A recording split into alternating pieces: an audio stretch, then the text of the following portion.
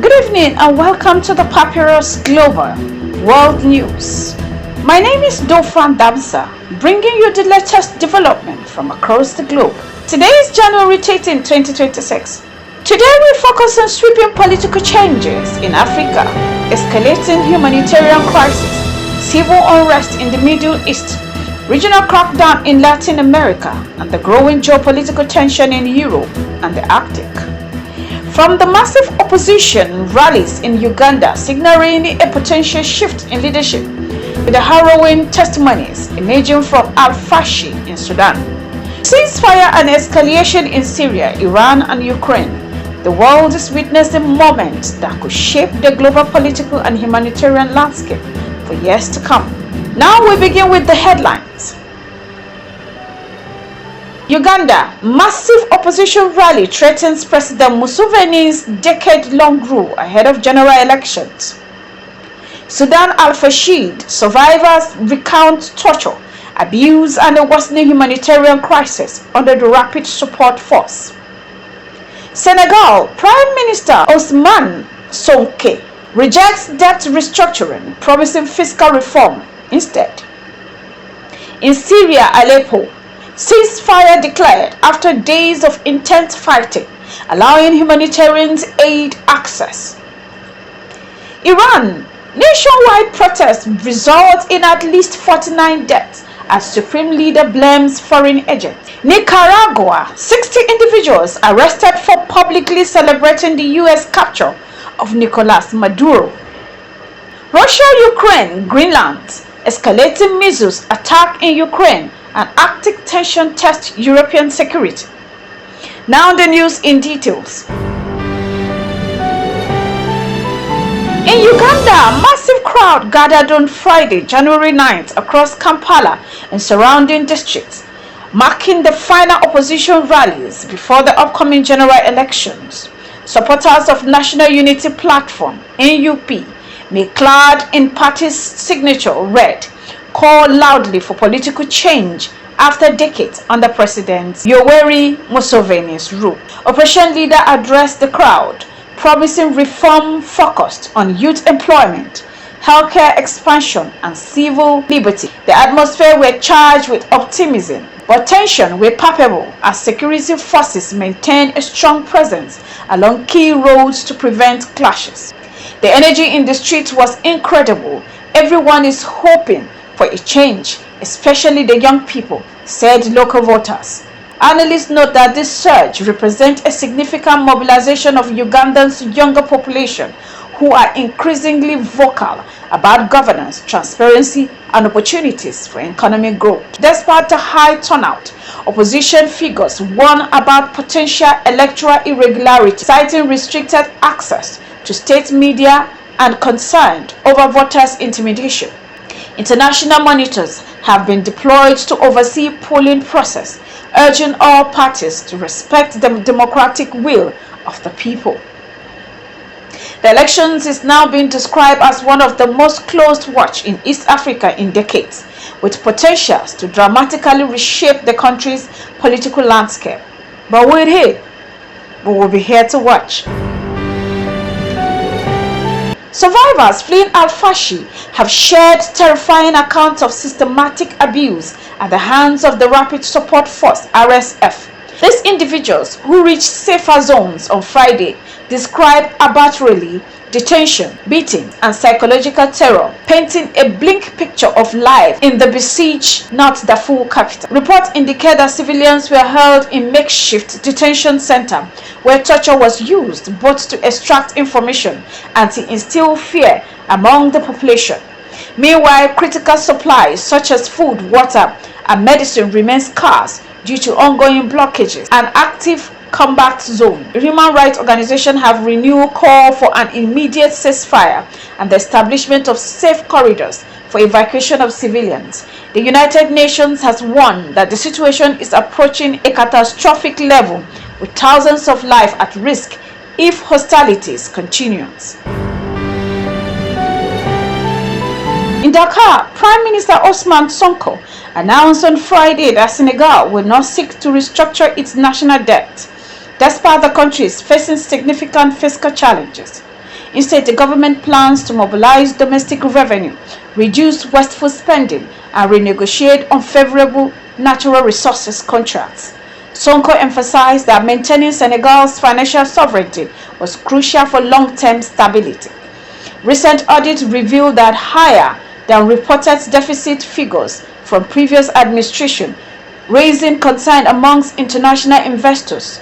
Sonko's announcement aims to reassure global markets while implementing reform that could stabilize the economy without harming Senegal's credit rating. While investors have welcomed the decision, many citizens worried about rising living costs and the government's ability to deliver on ambitious domestic reform. Analysts suggest that success will depend on effective policy execution, particularly in revenue collections and public sector efficiency, amid persistent socio-economic pressure. The Ministry of Defense in Syria has announced a ceasefire on Friday after days of intense clash between government forces and insurgent group in Aleppo province. The ceasefire aims to allow humanitarian aid to reach affected areas and provide space for local mediation.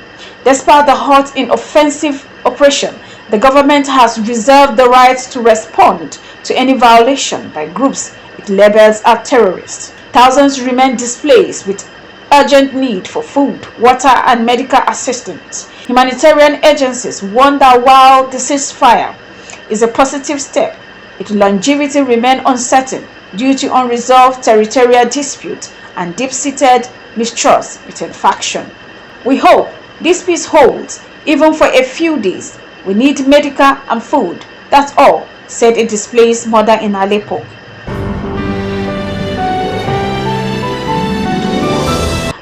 Iran, violent arrest has resulted in at least 48 protesters and one police officer killed in Iran. The clashes, spanning several other cities, were fueled by economic hardship, rising inflation, and social restriction.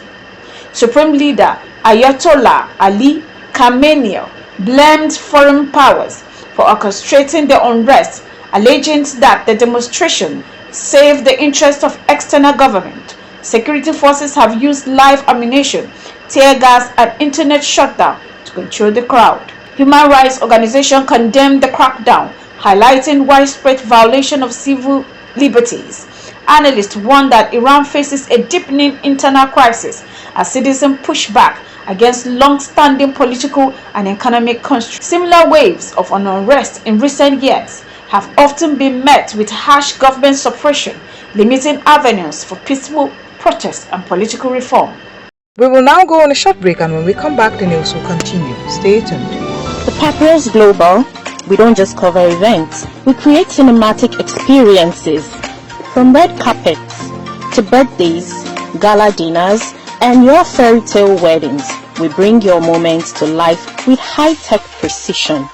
Our gadgets are smarter, our lenses sharper, and our team simply world-class. Trust the Papyrus Global to tell your story in the boldest, brightest way possible.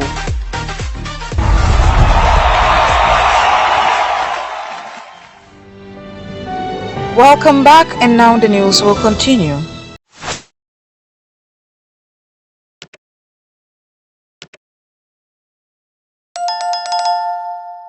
In Nicaragua, 60 individuals were arrested for publicly celebrating the U.S. capture of former Venezuela leader Nicolas Maduro.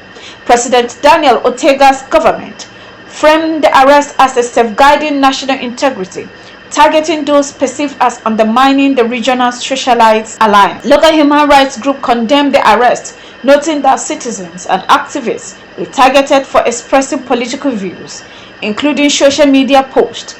The capture of Maduro has sent shockwaves across Latin America, and Ortega's administration signaled that dissent would not be tolerated, raising concerns about further erosion of civil liberties.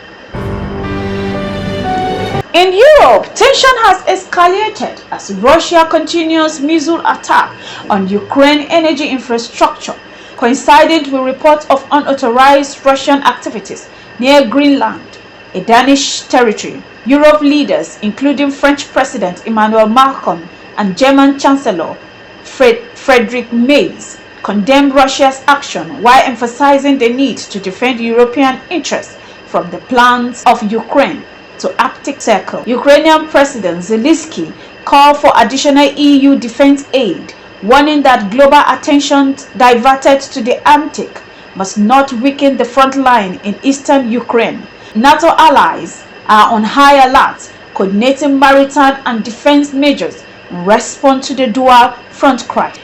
Europe is facing its most significant test of unity since 2022.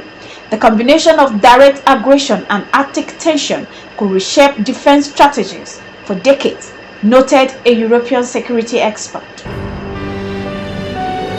As we conclude tonight's briefing, the global stage remains tense and dynamic.